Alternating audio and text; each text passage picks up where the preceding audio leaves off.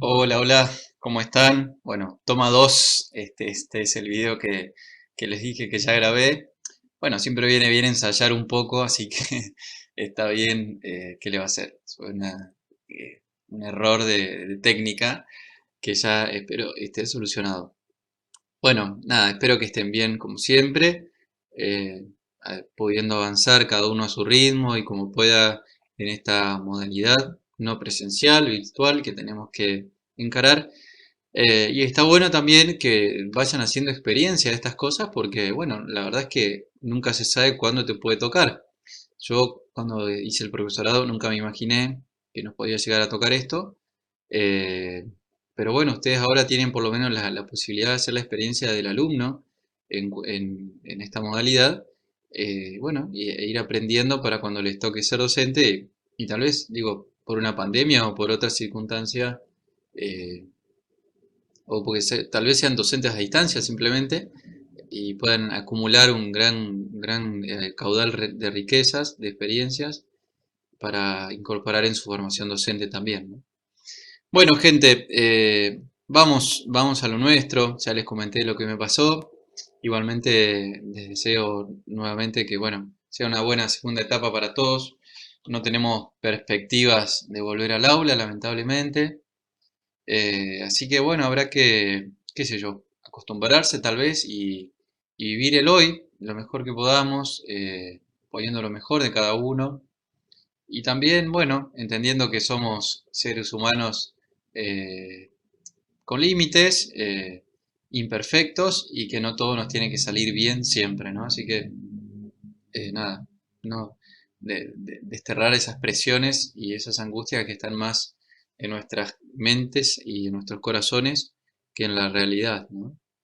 Eh, Así que bueno, vamos a retomar entonces, estábamos, ¿se acuerdan? En la unidad 2 ya habíamos hablado algo de la filosofía del ser, como una introducción a la antropología filosófica.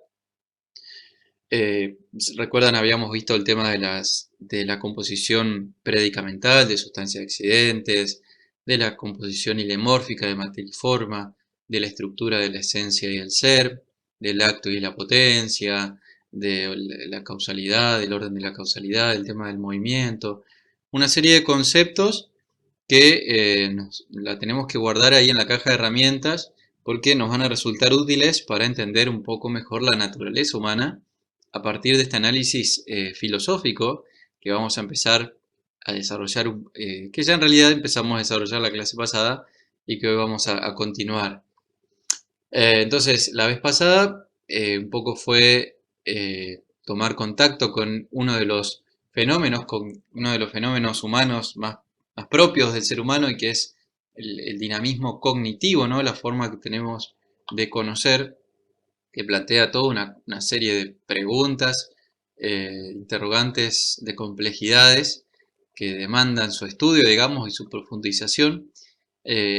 Hablamos, para refrescar, ¿no? Lo de la vez pasada, los fenómenos vitales, las potencias humanas, hablamos de la diferencia entre potencia y facultad, aquel cuadro que vimos de los niveles anímicos, de las potencias, los actos propios, los objetos, ¿se acuerdan? Un cuadro ahí que nos daba un pantallazo general de la situación. Este, Hablamos también, bueno, de las potencias cognoscitivas, algo sobre el conocimiento humano, y hasta ahí llegamos. Y dijimos que el conocimiento humano tiene dos grandes formas, dos grandes tipos, grandes formas de darse, que es el conocimiento sensible y el conocimiento intelectual.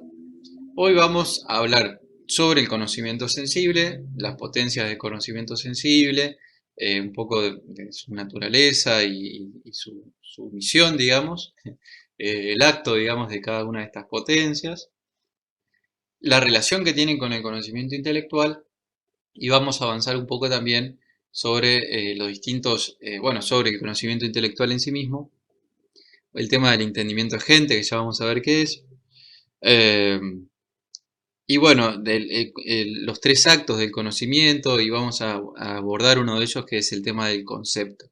Esto como para ir adelantando un poco y que sepan de qué va a ir la clase, ¿no? Así que bueno, estamos en la página 4 del material del apunte. que se llama punto de introducción general, el dinamismo de conocimiento, en el punto B, que dice el conocimiento sensible, ¿no? Lo primero que notamos es que de toda forma el conocimiento es un acto, ¿no?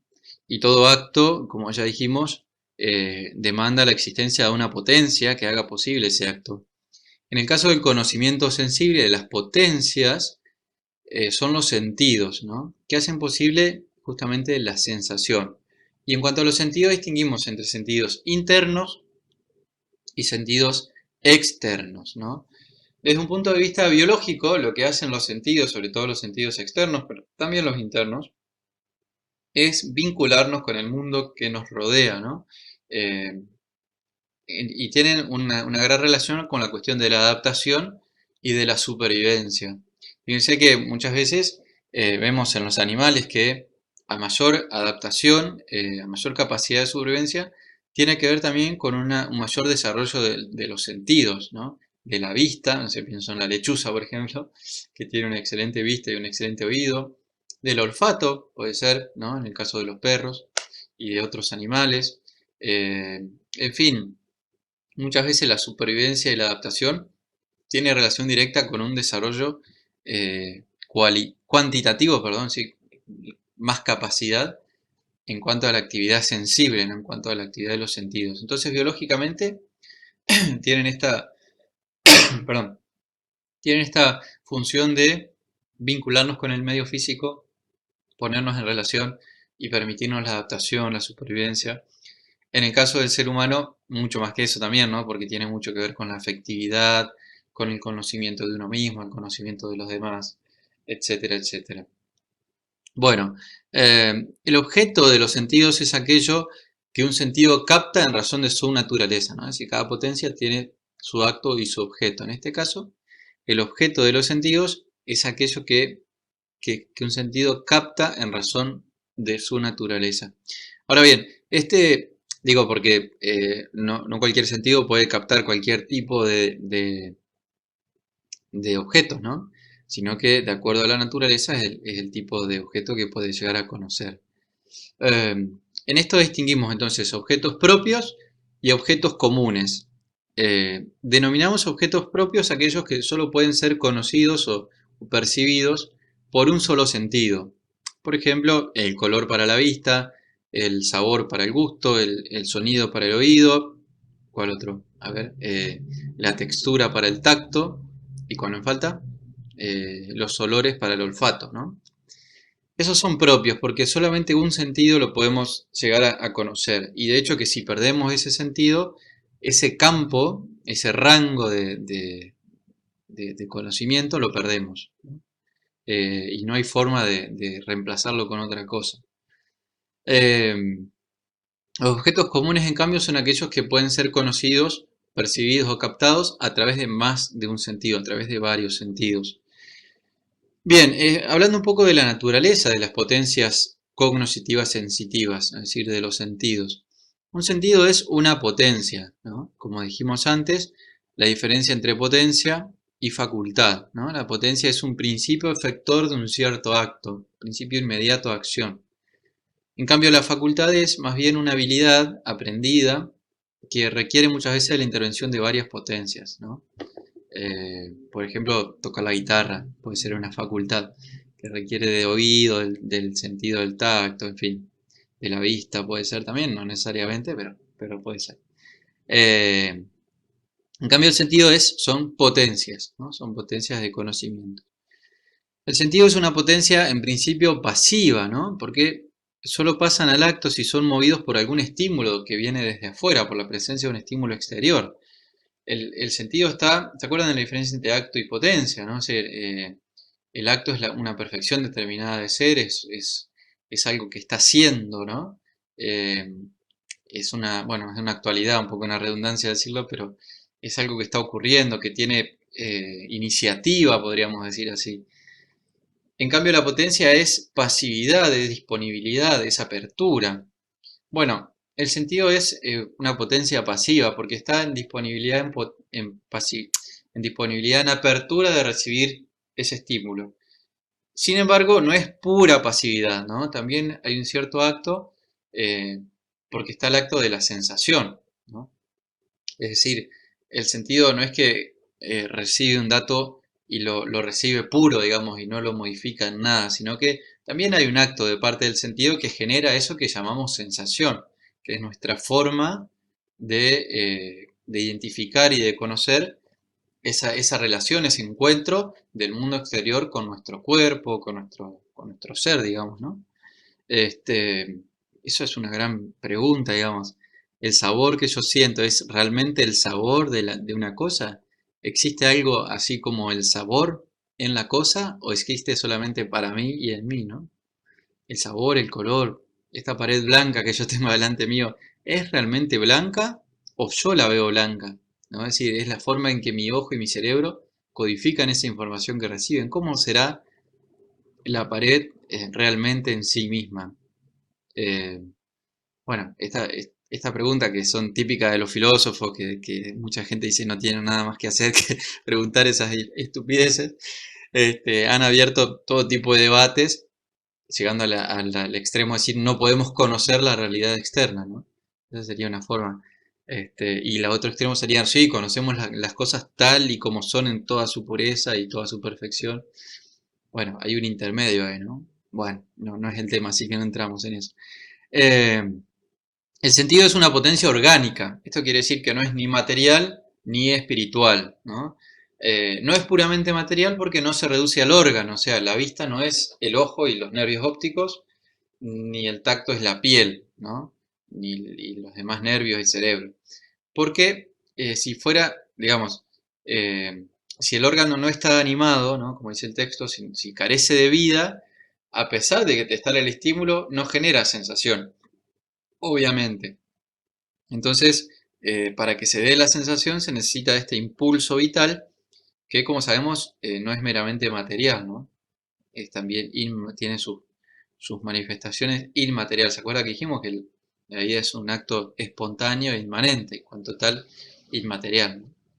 Es decir, o que no se reduce solamente a la materia, no se puede explicar solamente por la materia. Y por otro lado, el sentido tampoco es algo espiritual, ¿no?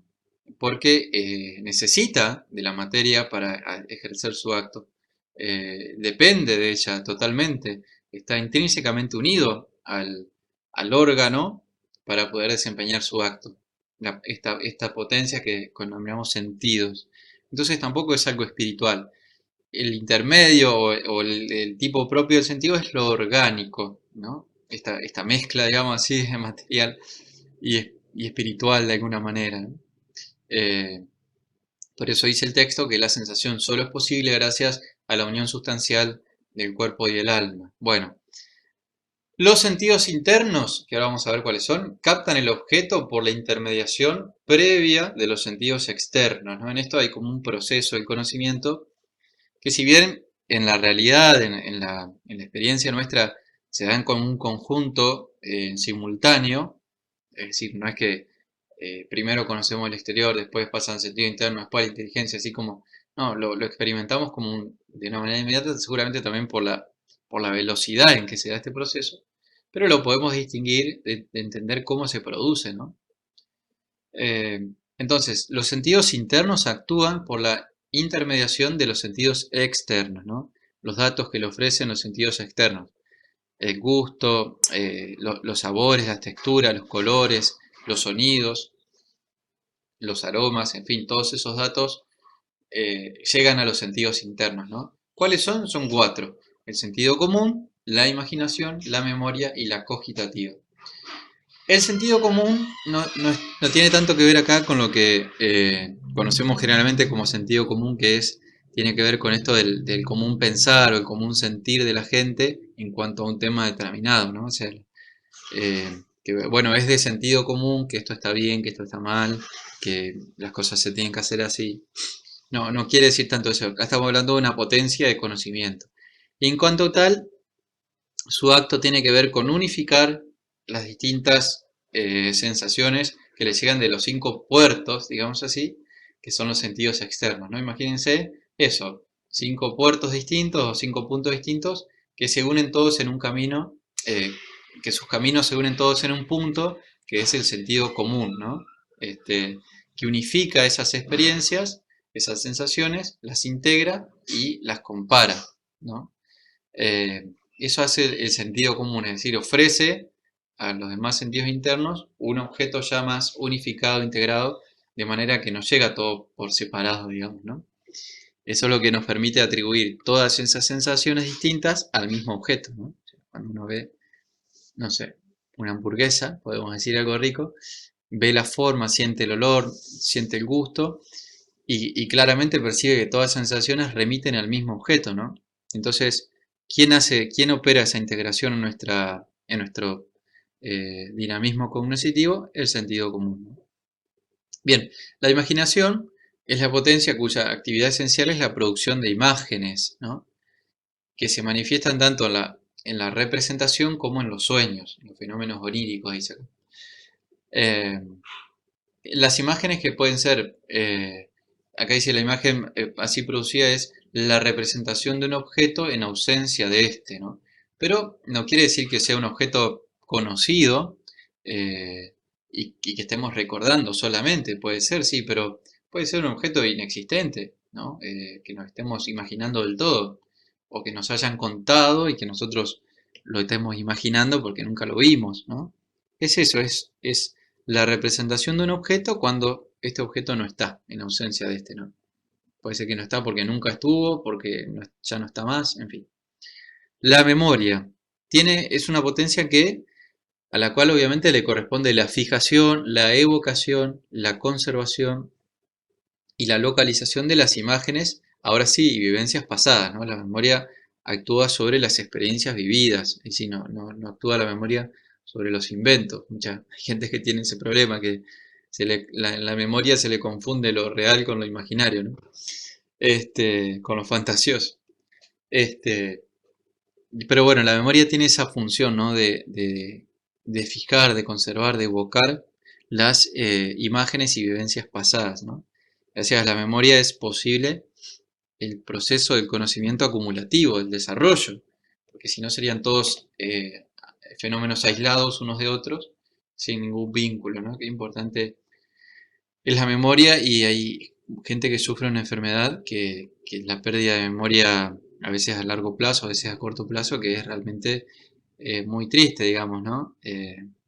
Y bueno, muy delicada también, por eso ahí podemos ver por contraposición lo importante que es esta potencia, ¿no?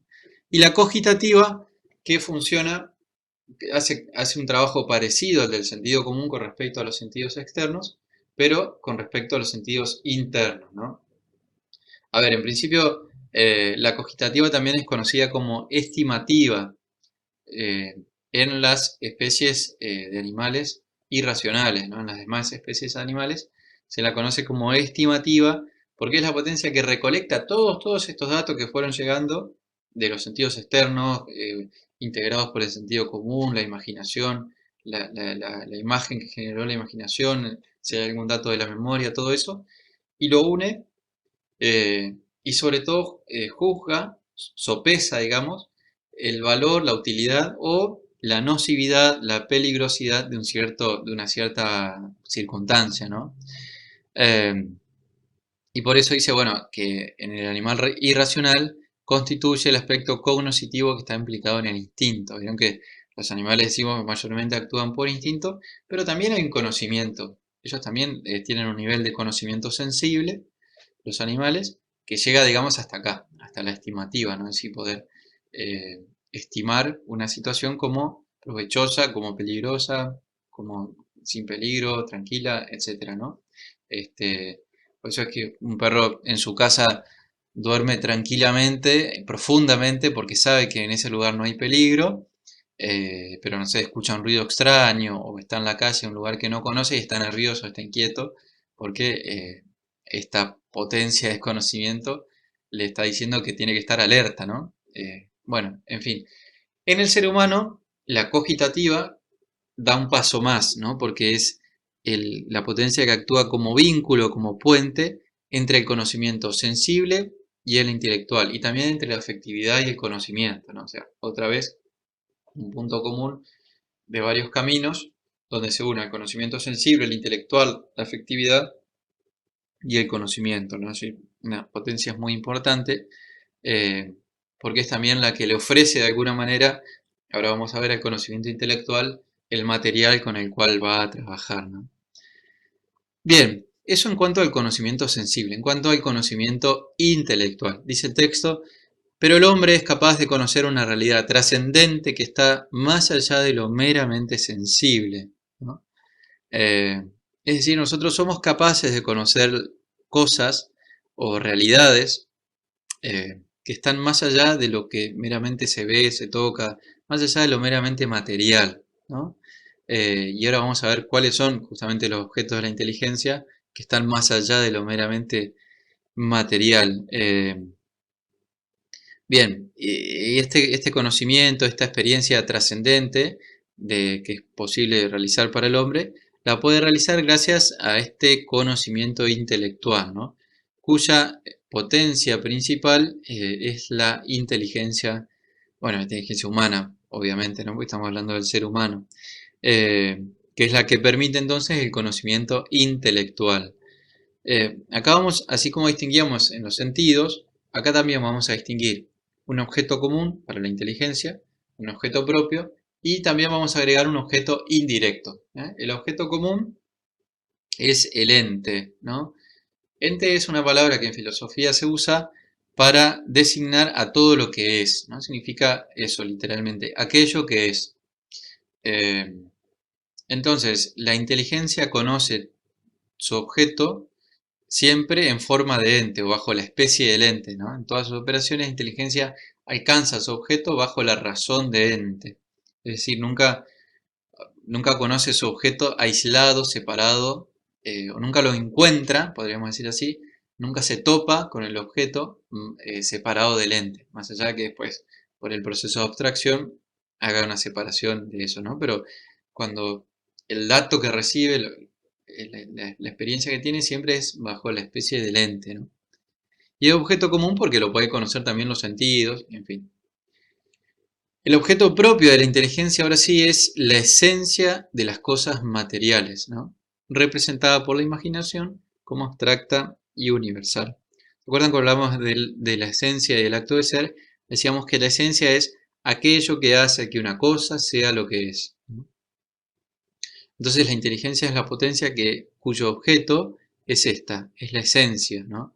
Es la potencia que es capaz de descubrir qué es lo que hace que una cosa sea lo que es, ¿no? Y puede separar eso y transformarlo en un objeto de conocimiento. Eh, bien, entonces, a ver, vamos a saltear esta parte. Bien, la inteligencia humana dice, conoce directamente las cosas materiales a través del conocimiento sensible y de la especie impresa producida por la imaginación. Esto tiene que ver con algo que se dice tradicionalmente en filosofía, sobre todo en la filosofía realista, que es que no hay nada en la inteligencia que antes no haya pasado por los sentidos, ¿no? Entonces, la inteligencia conoce, sí, la esencia de las cosas, pero a partir de la imagen, ¿no?, que le proporciona, que es producida por la imaginación. Acá dice la especie impresa, es como un sello, ¿no?, que la imaginación imprime en la inteligencia con esta imagen de las cosas, ¿no?, a través de la cual la inteligencia puede trabajar y puede realizar su acto. Entonces, en las cosas la inteligencia capta confusamente la esencia. Perdón. En las cosas se capta confusamente la esencia, lo cual inicia un proceso de profundización de ese conocimiento que se puede dar a través de justamente del razonamiento que se despliega en distintas actividades humanas, entre ellas, por ejemplo, la actividad científica, ¿no?, que busca muchas veces conocer eso, ¿no?, lo que las cosas son, ¿no? Es decir, eh, tal vez ese primer conocimiento confuso sea erróneo, ¿no? Y el conocimiento científico nos ayuda a ver que las cosas, que pensábamos que una cosa era una cosa determinada y resultó siendo que era otra. Esto ha pasado muchas veces en la historia. Bien, pero bueno, ¿cómo podemos probar, digamos, esto de que la inteligencia conoce las cosas a partir de la imagen, de la imagen y de los datos de los sentidos? El concepto, que ya vamos a ver, es la representación intelectual de la esencia de una cosa, está formado partiendo de imágenes sensibles, ¿no? Lo que veníamos diciendo, es decir, eh, la esencia está en las cosas, ¿sí? Las cosas son lo que son porque tienen en sí mismas su esencia, están las cosas. Cuando la inteligencia, a través de la imaginación y de los datos de los sentidos y demás, llega a conocer esta esencia, eh, lo que genera el producto, la elaboración que hace la inteligencia, es el concepto. Entonces, el concepto es la representación de la esencia de las cosas, la representación intelectual de esa esencia, ¿no? Y el concepto se forma partiendo de las imágenes, imágenes sensibles. Es decir, la inteligencia no llega directamente a las cosas, ¿no? Sino que hay una mediación de los sentidos en ese conocimiento. Bueno, el concepto dice representa a su objeto sin ningún carácter individual, ¿no? Sin sus notas individuantes, sino como esencia abstracta, ¿no? Es decir, el concepto, en el concepto la inteligencia lo que hace es separar todos los caracteres individuales de las cosas y quedarse solamente con lo abstracto, ¿no? Con aquello que hace que una cosa sea lo que es, justamente. Entonces, cuando decimos mesa, el concepto mesa, eh, no nos importa en ese concepto si hablamos de una mesa roja, verde, amarilla, azul, de plástico, de metal, de vidrio, en fin, sea como sea, todas son mesas, ¿no? Porque logramos captar una esencia de un cierto artículo del hogar al cual llamamos mesa y que no es una silla y que no es una puerta, es una mesa. Eh, y como este concepto, por ser abstracto, es aplicable a una cantidad infinita de objetos concretos, eh, es también universal. Entonces, esas son las dos características del concepto, es abstracto y es universal, ¿no? Bien, la inteligencia entonces no puede conocer nada sin dirigirse a una imagen, ¿no? Independientemente de la imaginación no puede conocer nada, ¿no? Depende, dice, indirectamente de la imaginación, ¿no? Como que se provee de imágenes para realizar su acto. Eh, bien, además entonces de la esencia abstracta de las cosas materiales, tenemos que la inteligencia puede conocer cosas por caminos indirectos, ¿sí? Ya no por el camino directo de los sentidos y todo esto que venimos hablando, sino por caminos indirectos.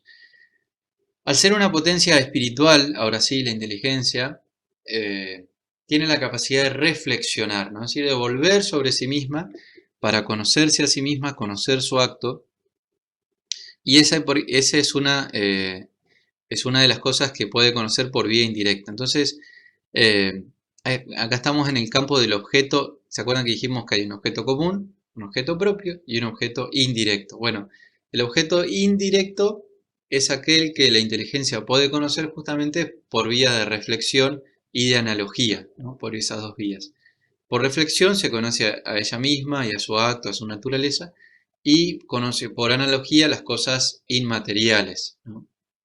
Eh, bien, entonces dice aquí podemos conocer seres inmateriales, espirituales, teniendo de ellos una idea analógica, es decir, los conocemos siempre a partir del conocimiento de seres materiales, ¿no? La analogía es un poco eso, bueno, yo conozco una cosa y establezco una comparación. Ah, digo, bueno, esta otra realidad que me doy cuenta de que tiene que existir, la comparo y digo, bueno, es de alguna manera es como esto, pero de alguna manera no, ¿no? Entonces hago una especie de comparación analógica que me permite también conocerlo, pero es una vía, sigue siendo una vía indirecta, ¿no? Bien, ¿cuáles son los actos de la inteligencia? Los actos de la inteligencia son tres, ¿eh? Es decir, el acto en general es el entender, ¿no? Pero ese acto se divide en tres pasos o momentos distintos.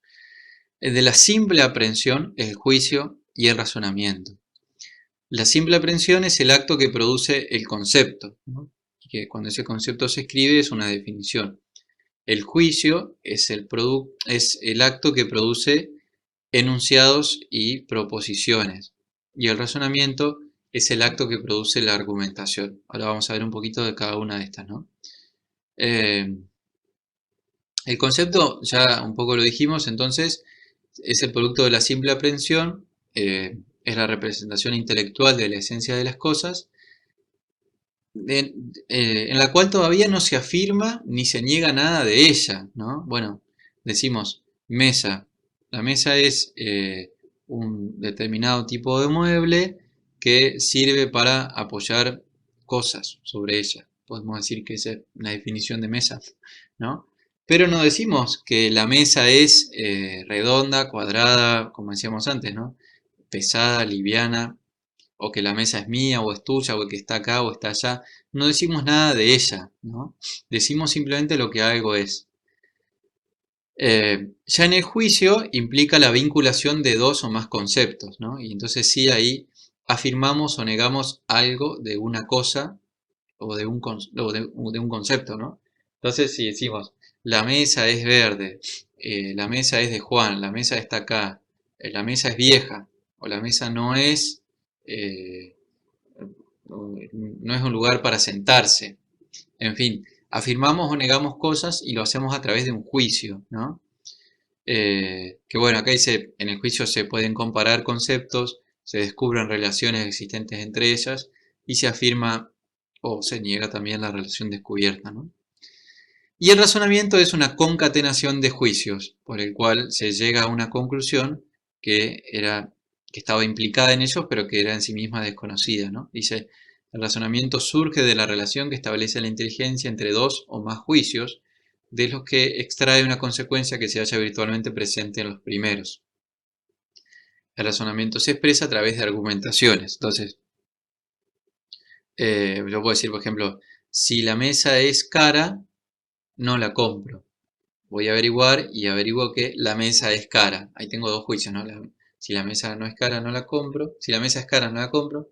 Si la mesa es cara, conclusión, no la compro. Entonces, es una argumentación construida a partir de juicios que me permiten sacar una conclusión, ¿no? Y es un razonamiento ese.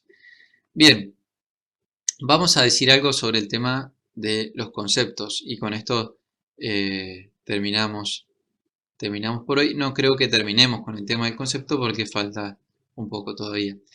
Eh, a ver, que me fui para abajo en el texto acá.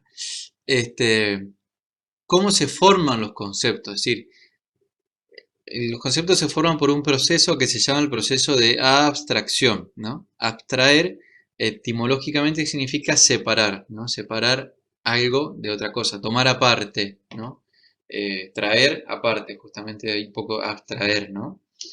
Entonces, referido a la inteligencia, la inteligencia abstrae porque de la imagen que le ofrece justamente la imaginación, ¿no? De la especie impresa, creo que dice por ahí, la inteligencia abstrae los caracteres universales, es decir, lo que tiene que ver con la esencia de la cosa, y deja de lado todo lo que es particular y sensible, y que es contingente en definitiva, así que puede estar o no estar sin modificar la esencia, ¿no?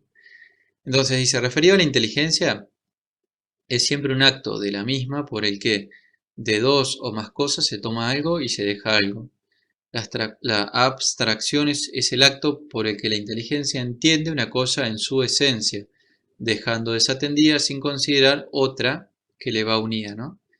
Entonces, a diferencia de los sentidos, estoy leyendo para ir un poco, salteando un poco. Eh, Bien, penetrando en las esencias, la inteligencia es capaz de abstraer, ¿no? Extraer lo universal de lo particular o singular y concebir conceptos, ¿no? Entonces, eso, ¿no? Extrae lo universal, lo separa de lo particular y de esa manera genera un concepto que justamente se llama abstracto, ¿no? Fíjense que recién decíamos abstracto como lo contrario a lo concreto, a lo que tiene particularidades individuales concretas. Acá decimos abstracto en el sentido de que fue separado de eso mismo, ¿no? De lo singular y lo particular. Eh, Bien, la diferencia entre entendimiento... Bien, yo diría, para no mezclar... Bueno, sí, vamos a dar un pasito más, porque si no este es un tema que va a quedar muy desconectado. El tema del conocimiento, conocimiento agente. ¿Y qué es? Bueno, acá el texto plantea, ¿no?, esta situación, que por un lado los sentidos, como decíamos, son potencias pasivas, ¿no? Y generan un producto que es esta especie impresa que está también en potencia de ser inteligible. Está en potencia de ser inteligible, pero esta especie impresa no se actualiza sola, ¿no? Hay un principio en filosofía que dice que nada pasa de la potencia al acto si no es por otro que esté en acto. Nada pasa de la potencia al acto por sí mismo, digamos, solo, ¿no? Esto solamente Dios. En realidad tampoco Dios, porque Dios nunca pasa de la potencia al acto, pero bueno, siempre es necesario otro que esté en acto para generar ese cambio. Entonces, si la especie impresa está en potencia, no puede pasar al acto por sí misma, sino que necesita de otro que esté en acto. Y por otro lado, el entendimiento, la inteligencia, también está en potencia de conocer las esencias, ¿no? También se habla del entendimiento posible, está en potencia de conocer las esencias, está como a la espera, la apertura, la disponibilidad de conocer las esencias. Entonces, ¿cómo se da el acto del conocimiento, no? Es necesario que exista una instancia en acto que ponga en acto a la especie impresa y simultáneamente al entendimiento, ¿no? Al entendimiento posible. Y esta instancia es el intelecto agente, ¿no?, que está siempre en acto, nunca está en potencia, porque si no daría falta otro que lo pase al acto. Siempre está en acto, es como una luz que tenemos, ¿no?, que ilumina la especie impresa, es decir, la imagen, ¿no?, la ilumina, se la ofrece al entendimiento posible para que lo pueda conocer, para que pueda realizar, eh, sí, para que pueda realizar el conocimiento, perdón, intelectual, ¿no? Porque si no nos quedan como dos costas desunidas, ¿no? ¿Cuál es el puente que une lo sensitivo, que está, que se queda ahí hasta la cogitativa, ¿se acuerdan? Y el entendimiento posible. Bueno, es el entendimiento agente. Dice, las funciones propias del entendimiento agente son abstraer las especies inteligibles, que estaban ahí en potencia de ser abstraídas justamente de ser inteligibles. Entonces, el entendimiento agente abstrae las especies inteligibles de las imágenes, ¿no?, y actualiza la potencia cognoscitiva del entendimiento posible, ¿eh? El entendimiento agente es una potencia autónoma cuya naturaleza consiste en ser luz intelectual impresa por Dios al alma humana y propia de cada individuo, ¿sí? Esto de propia de cada individuo tiene que ver con una disputa de la Edad Media que no viene al caso, pero había quienes pensaban que el entendimiento agente era universal, que era uno solo para todos. Bueno, esto generó toda una disputa, ¿no? Un poco viene a eso, ¿no? Eh, Así que bueno, es necesario que exista otra potencia, dice acá también, intelectual, eminentemente activa y siempre en acto, cuya operación ejerce precisamente este doble oficio, ¿no?, y es el entendimiento o intelecto agente. Bien, bueno, vamos a dejar ahora sí por acá, ya van casi 40 minutos de video, espero que haya salido el sonido, si no me voy a poner muy nervioso.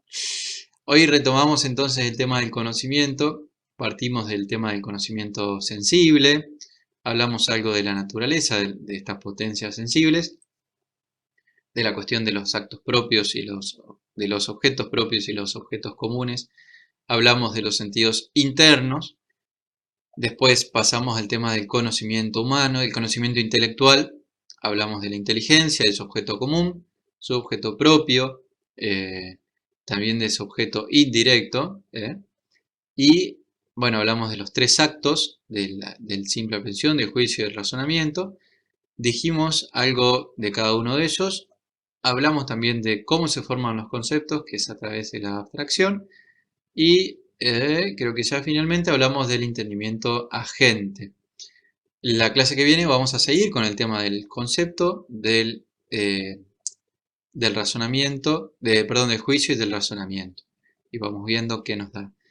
Yo sé que estos temas son áridos, sobre todo para mirarlos en un video o leer un texto. Me encantaría, la verdad, poder estar en el aula y poder usar el pizarrón y charlarlo con ustedes y poner más ejemplos y bueno, y ver qué surgen ustedes a partir de estos temas.